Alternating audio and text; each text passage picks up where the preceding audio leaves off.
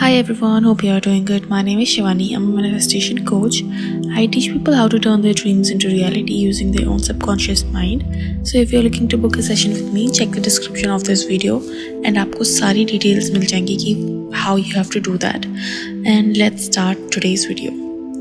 Okay, so recently अभी मेरे पास एक question आया था कि what is thinking from the end?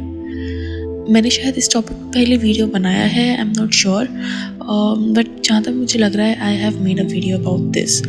Okay, so thinking from the end. पहले तो हम ये बात कर लेते हैं कि thinking from the end use कैसे होता है. ठीक है, सो जब हम कोई भी चीज़ मैनिफेस्ट करने की कोशिश कर रहे होते हैं ना, so Neville Goddard has said that whatever you want to manifest in your life, you just have to assume कि वो चीज़ already हो चुकी है and then you have to live in the end and you have to think from the end.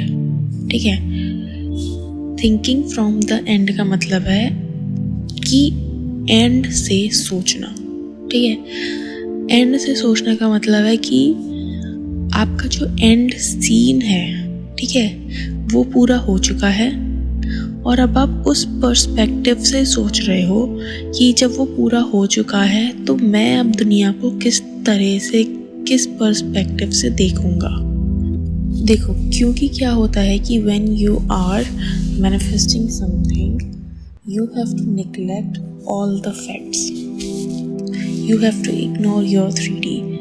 You have to ignore what your 3D senses are saying to you and whatever your 5 senses are saying to you.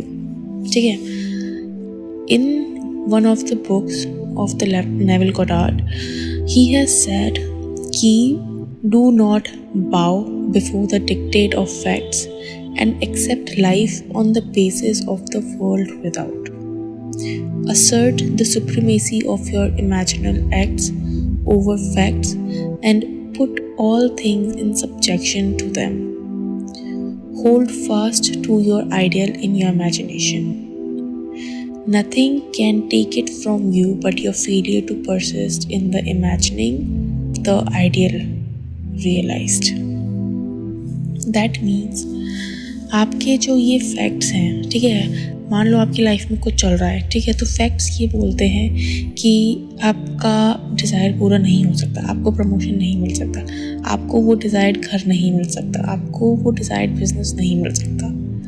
And Neville has said that in facts के सामने झुकना नहीं है और life को उस तरह से एक्सेप्ट नहीं करना जिस तरह से ये जो फैक्ट्स हैं आपको कराने की कोशिश कर रहे हैं.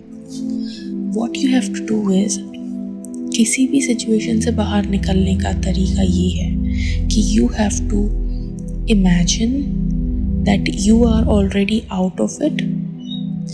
आपको अपने उस imaginal act की supremacy को समझना होगा और imaginal act के power को उस facts जो आपको दिख रहे हैं उनके ऊपर रखना होगा एंड उसी से आपको अपनी दुनिया देखनी है.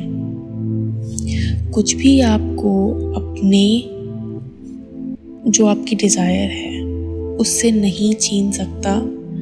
आपकी डिज़ायर को आपसे कोई भी नहीं छीन सकता, but only one thing can do that, which is the failure to persist in the imagining of the scene. कि नेविल गोडार्ड ने अपनी खुद की बुक में बोला है, the book's name is the Law and the Promise. आपको आपकी डिज़ायर से कोई अलग नहीं कर सकता. आप खुद वो चीज़ कर सकते हो by not persisting in your imaginal scene, by not persisting in this assumption that your desire is already fulfilled, by persisting and by failing to persist in the reality that your imagination is the only reality. आपको आपकी desire से इसके अलावा कुछ भी अलग नहीं कर सकता. So you have to first accept and realize that my imagination is the ultimate reality, because it is so. Each and every word written in Neville Goddard's book is true to its core. अब जैसे कि मैंने आपको ये चीज़ बताई कि you have to think from the end, ठीक है? सो इसका मतलब क्या है? थिंक फ्रॉम द एंड का मतलब जैसे मैंने बताया, एंड से सोचना। मतलब इस टाइम पे अगर आपकी डिज़ायर पूरी हो चुकी है तो आप अपने सामने चल रहे 3D को कैसे देख रहे होंगे, आप किस चीज़ पे क्या रिएक्ट करोगे।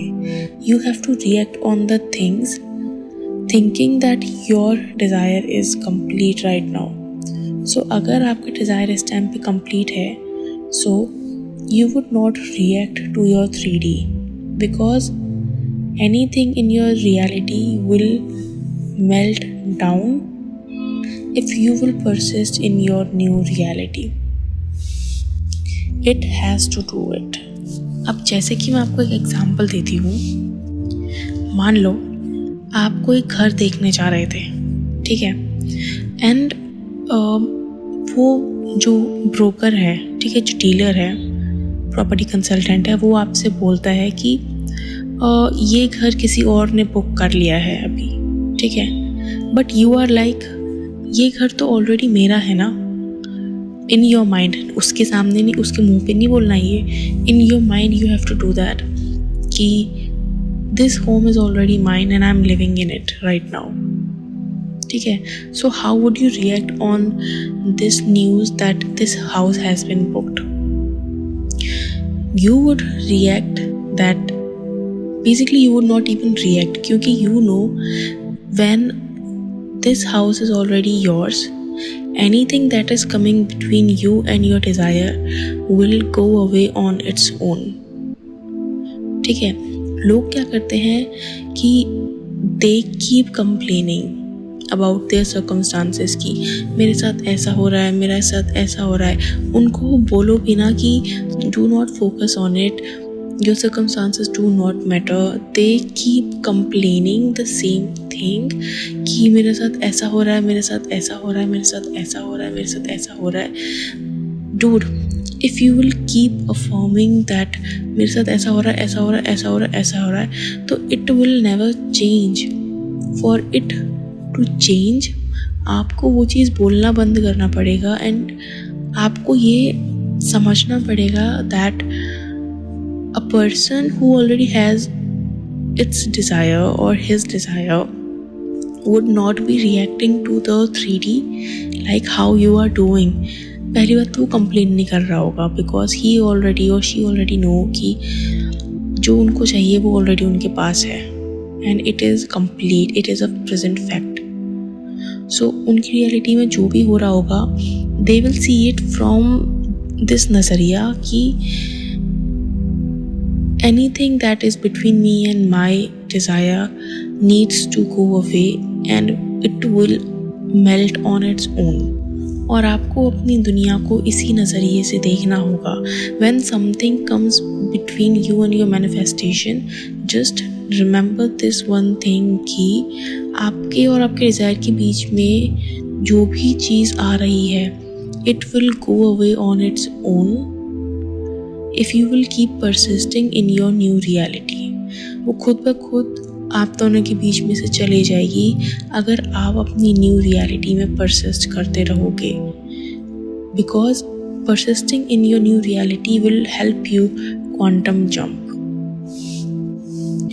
Okay, so thinking from the end का मतलब आपको समझ में आ गया होगा।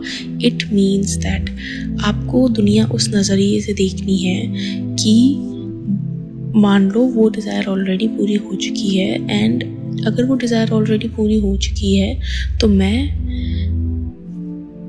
किस तरह से इस 3D सिचुएशन को देखूँगा। बेसिकली मैं उस पर रिएक्ट ही नहीं करूँगा, ठीक है, क्योंकि जो चीज़ मेरे पास ऑलरेडी है और 3D अगर मुझे कुछ दिखा रही है तो that is completely false and it has to go away on its own. Just you have to persist in your new reality. I hope आपको ये वीडियो पसंद आया होगा, and if you did, you know the drill. Like, share and subscribe, and check the description if you want to book a session with me, and I will see you in my next video. Until then, bye bye, take care.